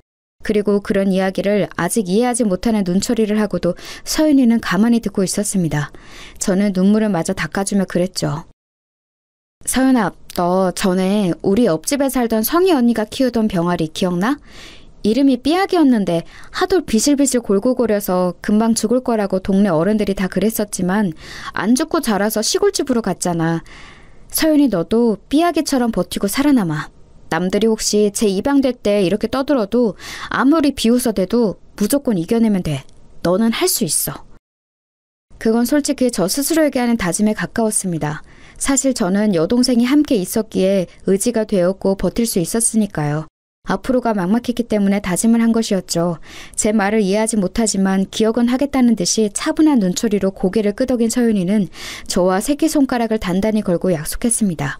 미래를 약속한 것이었네요. 제 여동생 서윤이는 그날 오후에 입양을 갔어요. 좋은 차가 와서 멀끔하게 차려입은 부부가 서윤이를 데려가는 것을 저는 일부러 가까이 가지 않고 멀리서만 지켜봤습니다. 서윤이는 다음 생일을 맞기 전까지 저에게 편지를 붙이겠다고 하였어요. 그러려면 한글 공부를 열심히 할 거라고 제가 응원을 해줬는데 시간이 지났지만 편지는 오지 않았습니다. 저는 서윤이의 근황이 궁금해졌죠. 그런데 설상가상으로 고아원의 원장님이 집안에 큰 우환이 생기셔서 다른 분이 새로 오셨습니다. 그 이후로 많은 것이 빠르게 바뀌기 시작했어요. 속절없이 세월이 흘러갔습니다. 저는 어느새 고등학생이 되어 있었죠. 주변의 조언에 따라 대학 입시를 목표로 삼았네요. 같은 고아원 출신들은 거의 다 대학에 가지 않았습니다. 대학에 가고 직장을 바로잡고 이건 굉장히 잘 풀리는 경우라고 하였으니까요. 당시만 해도 지금과 같이 아무나 다 갈 수 있는 대학이 아니었습니다. 큰 결단을 내리고 피를 토할 기세로 공부를 했던 것 같아요. 입시 공부를 하면서 깨달은 사실인데 제가 친구들에 비해 공부머리라는 게 결코 뛰어나지 못했지만 그래도 의자에 엉덩이 붙이고 앉아있는 끈기는 제법 괜찮더군요. 버티는 것도 하나의 재능이라며 고아원에서 친하게 지냈던 아는 언니가 칭찬해 주었고 저는 더욱 열심히 하였습니다. 제가 죽을 힘으로 책상 앞에 버티고 앉아있는 것처럼 서윤이도 어딘가에서 열심히 버티며 살아가고 있을 거라고 믿었어요. 더 나은 미래를 위해 코피를 쏟아가며 공부한 저는 언감생심, 욕심내지도 못했던 명문대에 합격을 하였습니다. 저를 두고 주변에서는 인간 승리라고 불렀었네요. 대학 생활이 꿈처럼 달콤하지만은 않았고 돈 때문에 허덕여야 했으며 슬프게도 고아라는 사실 때문에 손가락질 당하는 일도 꽤 있었죠. 저는 그 이전보다 더 큰 세상을 알아가는 재미에 초점을 맞췄어요. 세상에는 이유 없이 못되고 나쁘게 구는 사람들이 있는 반면 놀랄 정도로 선한 마음을 가지고 살아가는 사람들 또한 많다는 것을 이때 알았습니다. 좋은 사람들을 놓치고 싶지 않아서 저는 움츠러들지 않고 어깨를 일부러 활짝 펴가면서 인맥을 넓혀갔던 것 같아요. 그러면서 점차 제가 고아에다가 아무런 미천이 없음에도 저라는 인격 자체만을 봐주는 좋은 친구들을 늘려갈 수 있었네요. 가족 아무도 없이 외롭고도 공부를 하며 돈까지 벌기 위해 지독하게 애를 써오며 살아온 저였기에 연애 같은 건 꿈도 못 꿔봤었지만 친구들의 응원에 힘입어 남자친구 또한 처음으로 만들어 보았습니다. 첫 연애는 대차게 실패로 끝났지만 한번 경험을 해보니까 감이 잡히더라고요. 그 다음부터는 자신감을 가지고 연애를 했고요. 제 앞가림 하나는 철저하게 할 줄 아는 저를 두고 주변에서는 정말 똑부러졌다고 평가를 해줬습니다. 저는 막연히 훗날 결혼을 하게 된다면 저보다 낫거나 최소한 제 수준으로 야무진 남자와 하게 될 거라고 믿으며 소망했었네요. 성격 확실하고 능력 좋은 남자라면 금상첨화였고요. 그러나 저는 시간이 흘렀을 때 제 친구들의 얄미운 걱정을 실현시키고 말았어요. 제 친구들이 장난스럽게 저를 향해 이런 말들을 했었거든요. 야, 서영아, 너처럼 똑부러진 여자들이 은근히 결혼해서 고꾸라지는 거 알지? 이상하게 약간 부족한 반푼이 같은 남자를 만나서 혼자 막 가정을 책임져가면서 고생하며 산다더라. 너도 조심해. 뭐? 너 진짜 너무한다. 나한테 왜 그런 악담을 해? 저번에 졸업 시험 같이 쳤던 다른 애도 나한테 그런 농담을 하던데 이것들이 진짜 나를 뭘로 보고 자꾸 그러는 거야? 나 같은 여자는 의사, 변호사 이런 전문직 만날 것 같다고 예상 좀 해주면 어디 더 없나? 너희들 전부 나를 질투해서 그러는 거지? 에이, 아니야. 나름 근거가 있어서 그래. 사업병 걸린 남자, 폼 잡는 것만 할 줄 알고 남들 앞에서 부끄러움만 많이 타는 남자. 이런 남자들이 꼭 자기 마누라 속썩이면서 살잖아. 그런데 그 마누라들을 보면 꼭 그렇게 장사를 잘하고 있더라. 아니면 영업을 잘 뛰든가. 아무튼 그렇게 반강제적으로 슈퍼우먼이 돼서 똑부러진 장점을 슬프게 활용하면서 사는 부부가 많아. 내가 TV를 하도 많이 보는 사람이라서 아는 거야. 그때는 스마트폰이라는 것이 보급되기 이전이었으므로 TV만 주구장창 쳐다보았던 그 친구의 눈에는 한량 같은 남자를 잘못 만나서 억지로 슈퍼우먼이 되어서 가정을 이끌어가는 여장부와 똥폰만 잡을 줄 알고 이리저리 훈수나들 줄 알지 생활력은 빵점인 놈팡이의 조합이 자주 보였던 모양입니다. 저는 시간이 한참 지나서야 깨닫게 되었죠. 친구들이 자꾸만 저를 두고 장난스레 그리 말을 했었던 건 남들의 눈에 제가 어쩌면 헛똑똑이 유형처럼 보였기 때문일지도 모른다는 사실은 말입니다. 어렸을 때는 왜 이런 게 안 깨달아지는지 모르겠어요. 어느덧 결혼을 머릿속에 그릴 나이가 되었을 때 만난 남자는 똑부러지는 것과는 거리가 꽤 있었습니다. 저에게는 없는 감수성, 꾹꾹 글자를 눌러 쓴 손편지에 꽃잎으로 봉투를 밀봉한 것이라든지 이런 걸 보면서 제가 홀랑 넘어가 버렸던 것 같아요. 남자친구가 황금빛이 물결치는 갈대밭에서 저에게 청혼을 했을 때 그 멋진 감성을 뿌리치고 제가 어떻게 거절을 할 수 있었겠나요? 저에게 청혼하기 위해 꿇은 한쪽 무릎이 왠지 모르게 아주 많이 든든해 보였습니다. 가족이 없는 저에게 자기가 가족이 되어주겠다는 그 말 또한 아주 달콤하게 들렸고요. 연애 기간이 길지는 않았으나 연애하는 내내 저에게 꿀처럼 달콤한 말들을 많이 해준 사람이었어요.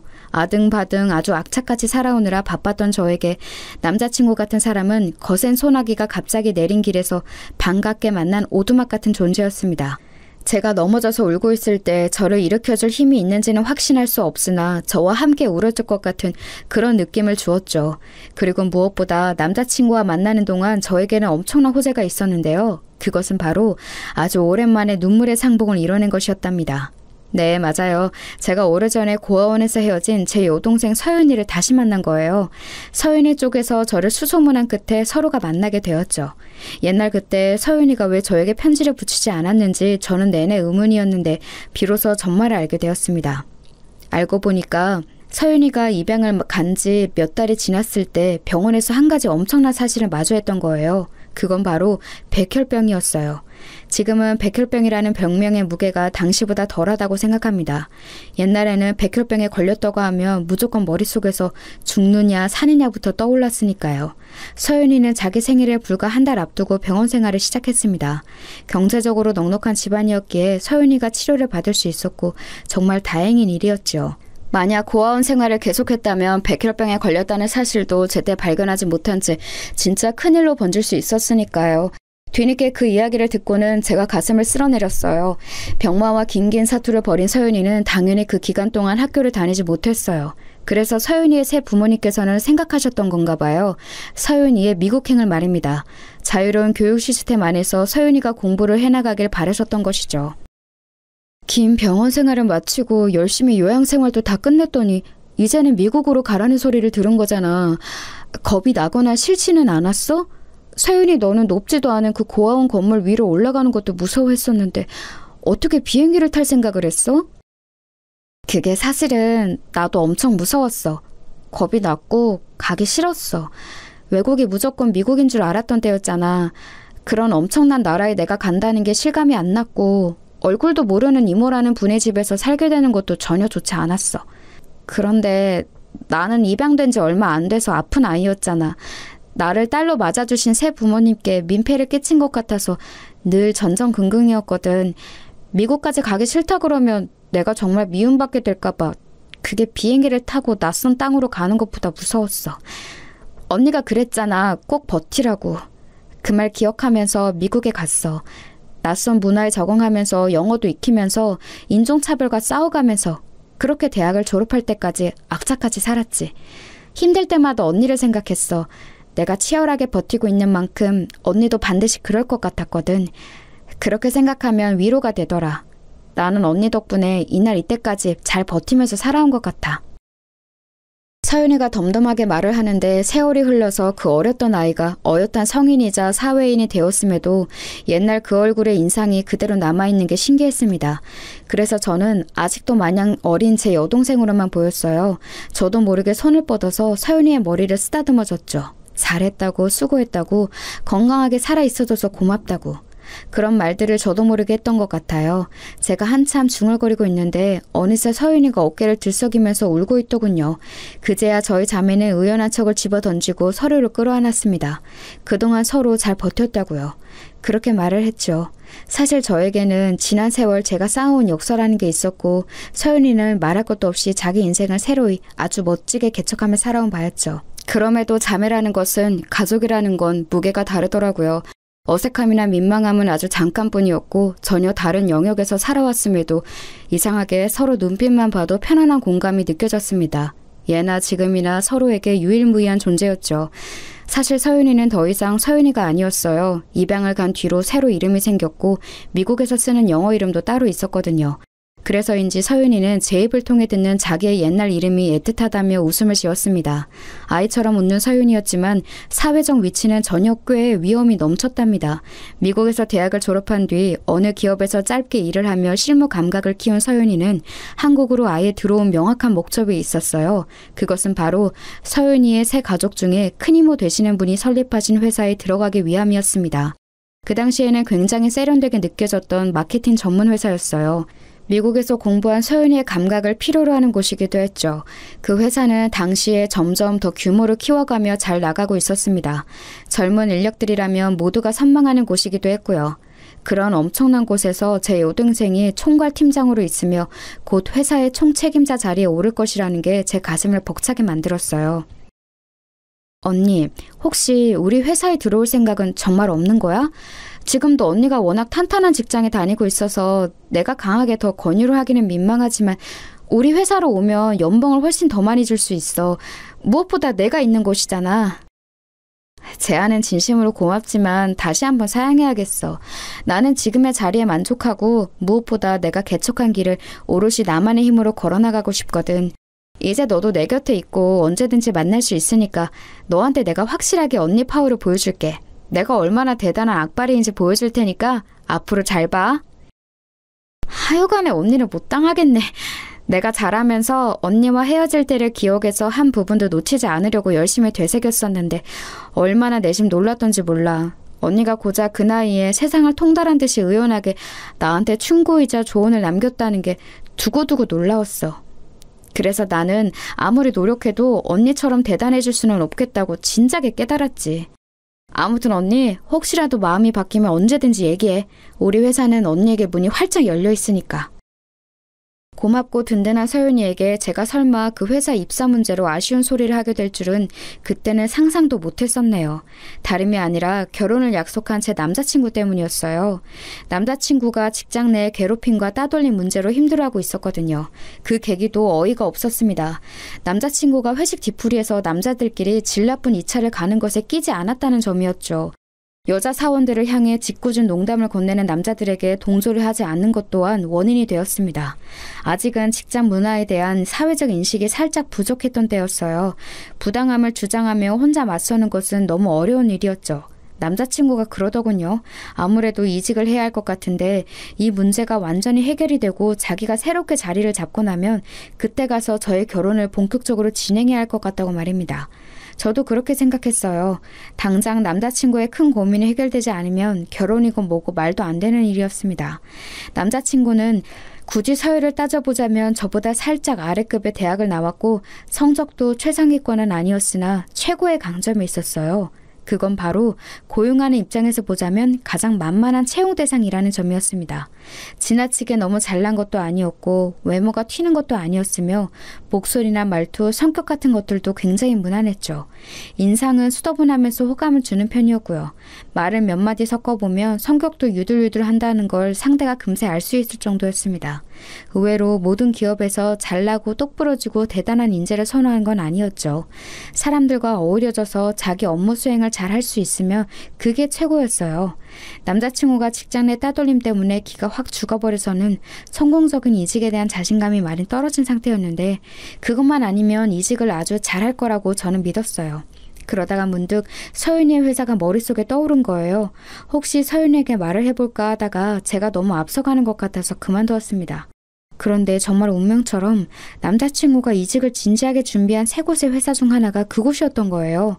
남자친구가 열과 성을 다해 이직을 준비한다는 걸 옆에서 지켜보다가 그 사실을 알아차리고 제가 속으로는 비명을 삼켰습니다.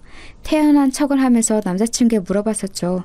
이 중에서 어떤 곳이 가장 욕심나냐고요. 그러자 남자친구는 다른 두 곳의 이름을 가리키면서 해볼 만한 곳들이라고 평했고 서윤이의 회사를 지목하면서 도전 정신으로 부딪혀보는 곳이라고 했습니다. 대학 입시로 치자면 서윤이의 회사는 남자친구에게 있어서 상향 지원이었던 거예요. 붙기 힘들 것 같지만 되면 대박이니까 한점 희망으로 지원을 해보는 건 말입니다.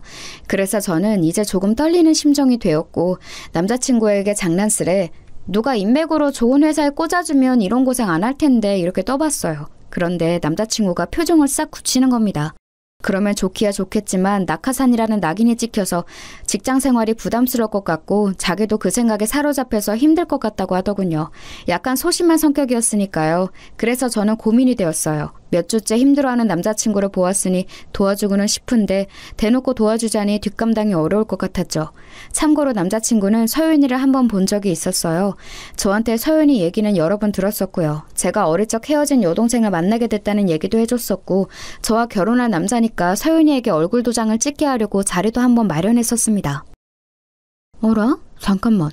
그런데 가만 보니까 서윤이가 회사를 아예 물려받기 위해 한국에 왔다는 얘기는 내가 안 했던 것 같네? 그리고 서윤이는 나만 아는 이름이고 대외적으로는 다른 이름을 쓰니까 숨기는 게 가능하지 않을까? 거기까지 생각한 저는 서윤이에게 연락해서 솔직하게 상황을 말했습니다. 제 남자친구를 꼭 넣어달라는 것까지는 아니고 객관적으로 조건이 어떤지 자세하게 좀 봐달라고 그랬죠.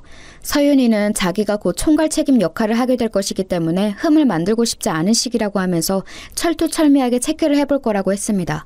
저는 그 의견에 적극 동조했고요.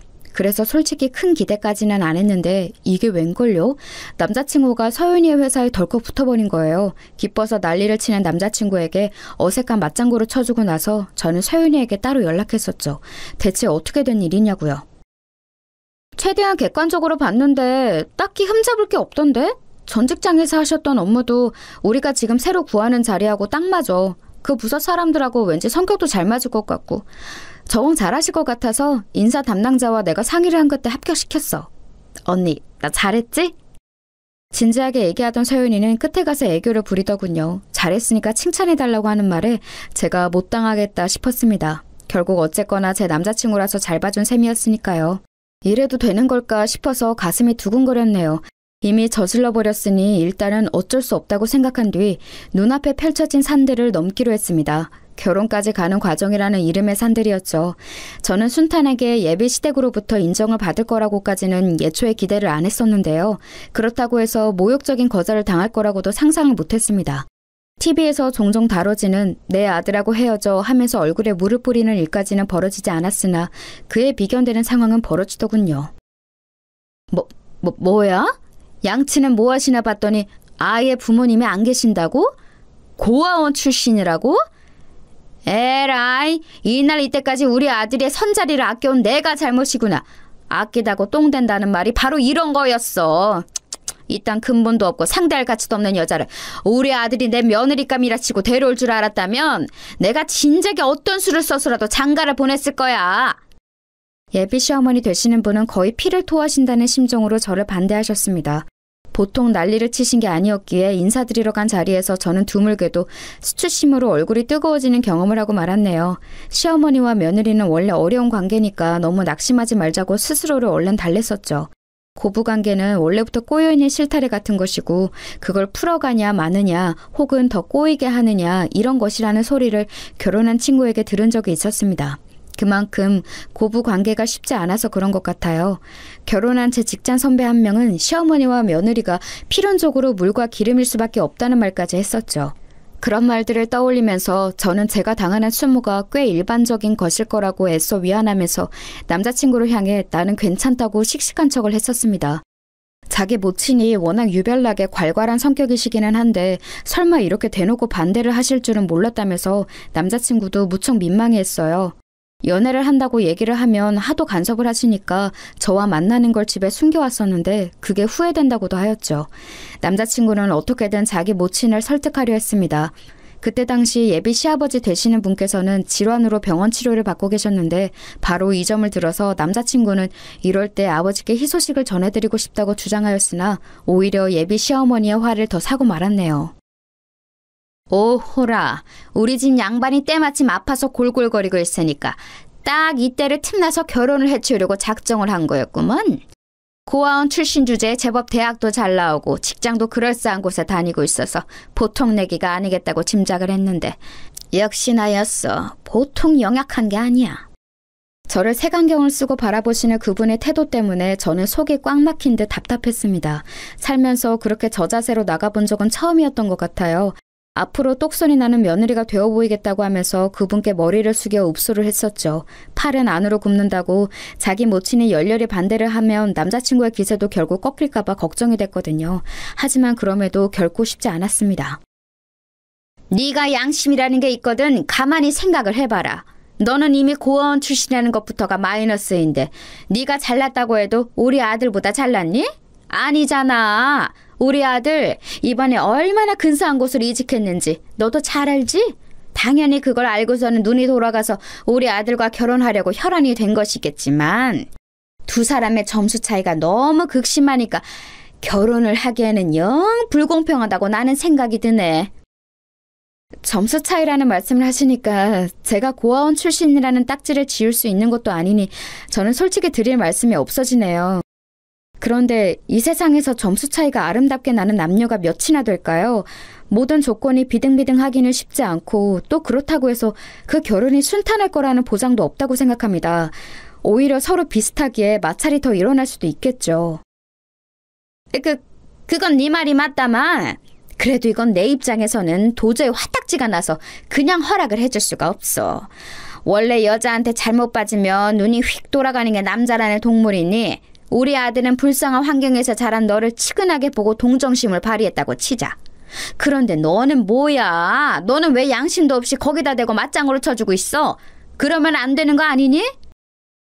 되고 안 되고라는 이분법적인 논리로 남녀 관계를 설명할 수 없다고 저는 봅니다. 그리고 말씀하신 것처럼 그 사람이 정말 너무도 착하고 마음도 여려서 저에게 동정심을 가져준 걸지도 몰라요. 그럼에도 저는 그 마음이 따뜻하게 느껴지더라고요. 그 관심과 애정에 저는 열과성을 다해서 보답하고 싶어졌어요. 결혼하면 정말 잘 살 자신이 있습니다. 역시나 보통 내기가 아니야. 새치어를 차분하게 놀리는 모양이 아주 심상치가 않아. 물러 빠진 우리 아들이 혹시 앞으로 손해보고 사는 건 아닌가 싶어서 걱정이네. 혀를 쯧쯧 차시면서도 저를 향한 적개심이 확연히 줄어들어 계신 게 보였습니다. 뭐 이딴 게 있냐고 하시면서도 저를 향해 더 이상 지적할 부분들이 없으신지 그 이후로는 약간 조용한 행보를 보이셨어요. 그러더니 며칠 후 남자친구를 통해 저희 재직증명서와 급여명세서 같은 걸 보고 싶다고 요청을 해오셨습니다. 저는 거리낄 게 없어서 그렇게 따라 준비를 했는데 남자친구에게 그걸 다 전달해주고 나니까 약간 이상한 기분이 들더라고요. 이런 것쯤은 남자친구가 중간에서 자기 모친을 제지해줄 수 있는 게 아닌가 싶었거든요. 그런데 자기 모친의 요청을 저에게 그대로 전달하는 걸 보면서 착해서 좋다고 여겼던 유순한 면들이 결혼하고 나면 답답하고 속 터지는 면들로 보이겠구나 하는 판단이 처음으로 섰습니다. 뭔가에 홀린 듯 남자친구와의 결혼을 위해 달려오느라 앞만 봤는데 차분하게 생각이라는 걸 정리해본 거죠. 분위기에 휩쓸려서 홧김에 결혼했다가 금세 후회했다는 직장의 어떤 분 이야기도 떠올랐습니다. 제가 왠지 모르게 심란해졌을 때였어요. 예비 시어머니 되시는 분의 허락이 떨어진 겁니다. 저를 며느리로 받아주시겠다며 결혼 준비에 들어가자고 하셨어요. 심란했던 것도 있고 저는 화들짝 놀랐죠. 그분은 가만히 계산기를 두드려 보니까 저를 며느리로 맞이하는 게 장기적으로 손해보는 것 같지는 않다고 하시면서 결혼에 대해 진지하게 한번 논의를 해야 하니까 식당 예약을 하라고 하셨습니다. 고아원 출신이라 그런 걸까요? 저는 이런 뉘앙스를 읽는 것에는 눈치 백단인 편이었어요. 식당 예약부터 저를 가늠하시고자 함을 알았습니다. 남자친구에게 그분의 평소 취향을 세세히 물어보았고 음식은 물론이고 인테리어와 위치 같은 곳까지 흠잡을 데 없는 식당으로 골랐습니다. 약속된 당일 예비 시어머니께서는 식당에 들어서시면서 제법이네 라는 표정을 짓고 계셨죠. 성공이다 싶었어요. 이제 문제될 것은 없을 줄로 알았습니다. 서연이에게도 이쯤이면 결혼 얘기를 자세하게 해줄 수 있겠다 싶어서 제가 속으로 즐거워하고 있을 때였어요. 제가 자연스레 여동생 이야기를 꺼냈는데 그분의 표정이 확 굳어지는 겁니다. 여동생? 부모도 형제도 없는 거 아니었어? 고아원에서 헤어진 여동생을 지난해에 다시 만났다고? 결혼 얘기를 이미 여동생에게 꺼냈고 내일 만나서 자세한 결혼 이야기를 전해줄 거라고? 하하, 이런 어이없는 상황을 다 보았나. 기껏 고아 하나 걷어주려고 선심 쓰기로 결정했더니 웬 여동생? 걔는 뭐하는 얘라니? 돈이나 좀 버니? 혹시 너한테 기생하며 사는 건 아니지? 저보다 5살 아래고요. 나이에 비해 능력이 좋아요. 민폐가 될 일은 결코 없을 거예요. 그런데 제 여동생이 만약 돈을 좀 못 번다고 해도 저는 상관없이 제 여동생을 아끼고 사랑할 거예요. 제 여동생의 존재가 무슨 큰 문제라도 되나요? 당연하지. 너 잘난 우리 아들하고 진짜로 결혼하고 싶거든. 네 여동생이지 않은 건 내다버리고 앞으로 우리 집안에 그 냄새 묻힐 생각도 하지 마. 고아라는 배경도 그렇고 직장도 훨씬 멋진 우리 아들에 비해서 네가 기우는 결혼이니까 너는 앞으로 우리 집안 입맛대로 맞춰서 살면 되는 거야. 네 여동생에 끌 필요가 없어. 멀리 치워버려. 그때 제 이성이 또 끊기는 게 여실히 느껴지더군요. 인상을 찌푸리시는 그분의 얼굴을 가만히 보다가 천천히 제 옆자리의 남자친구를 쳐다봤어요. 저에게 난처한 눈빛을 보내고 있었죠. 그 눈빛의 의미를 저는 알 것 같았습니다. 우리 엄마 말대로 해 라는 표시였어요. 우유부단한 모습도 착하고 순해 보여서 참 좋았는데 이제는 그게 찌질해 보였습니다. 저는 피식 웃으면서 가방을 뒤져 명함 하나를 꺼내 테이블 위로 올려두었어요. 남자친구가 그걸 먼저 알아봤고 예비 시어머니께서도 놀란 얼굴이 되셨죠. 이게 뭐야? 여긴 우리 아들 회사잖아? 대표 명함? 너 혹시 이 회사 대표하고 아는 사이였니? 그 대표가 제 여동생이에요. 멀리 치워버리라고 하신 바로 그 여동생이요. 저는 이만 가볼게요. 계산하고 가겠습니다. 앞으로 뵐 일은 없을 거예요. 두 사람이 충격에 얼어붙었을 때 저는 자리에서 일어났습니다. 남자친구가 손을 덜덜 떨면서 제 팔을 잡더군요. 설명을 요구하는 눈빛을 보고 저는 그 손길을 거칠게 떼어냈어요. 내 여동생 옛날에 입양 간 거 알고 있지? 그래서 내가 부르는 거 말고 이름이 따로 있어. 얼마 전 그 회사 대표 자리에 오른 그 이름이 내 여동생 이름 맞아. 아, 혹시 내가 낙하산 태워준 건지가 궁금해? 그것도 맞아. 하도 간절해 보이길래 내가 여동생한테 부탁을 넣었지.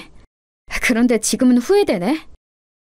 제가 간결하게 말하고 돌아서자 이번에는 그 모친의 저를 붙잡으며 두 손을 모아 싹싹 빌었습니다. 이토록 놀라운 태도 변화에 저는 기가 막혔네요. 실언을 한 걸 용서해달라며 낯빛이 완전히 창백해지신 채로 저에게 빌고 또 비셨습니다. 부모한테 버림받았으면서 자매가 어쩜 이렇게 둘 다 능력들이 좋았니? 둘 다 천재인 거 아니니? 내가 그런 것도 못 알아보고 아까 개소리를 좀 짓거렸지. 미안하다. 내가 살짝 노망이 왔나 봐. 우리 아들의 뒤에서 네가 힘을 써줬었다니. 세상 천재 이런 완벽한 신부감이 있을까? 우리 아들이 복을 받은 거였어. 네, 그리고 방금 그 복을 뻥 걷어찼죠. 밀 한 줌 얻다는 듯 제가 웃으며 말했을 때 그분은 몸에서 힘이 쭉 빠지셨는지 옆으로 털썩 쓰러지셨어요. 넋이 나가 계셨죠. 남자친구는 놀라서 자기 모친을 부축하다가 혼란스러운 눈으로 저를 쳐다봤습니다. 앞으로가 걱정인 모양이었어요.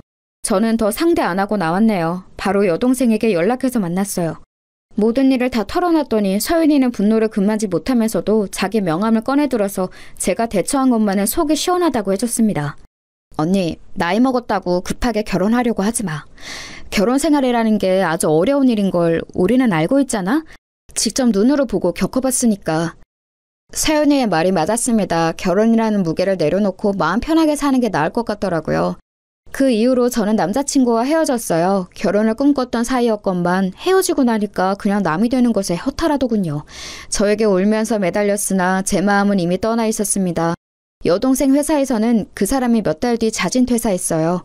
정신적으로 강인하지 못한 사람인데 자기가 낙하산이었다는 사실에 충격을 받았을 뿐더러 제 여동생 회사니까 눈치가 보여서 전전긍긍이었나 보더라고요. 하도 신경을 많이 써서 스트레스성 위험이 크게 도졌고 회사 생활이 어려워져서 눈물을 머금고 퇴사를 한 거였죠. 들렸던 후문으로는 저와 헤어진 이후로 자기 모친에게 원망을 쏟아내며 많이 싸운 모양인 것 같았네요. 아무튼 그렇게 인연의 막은 내렸습니다. 그 이후로 저는 더 멋진 인연을 만나서 행복한 시간들을 지금껏 보내왔으니 과거를 과거로만 묻어둘 수 있어서 다행이라고 생각 중이랍니다.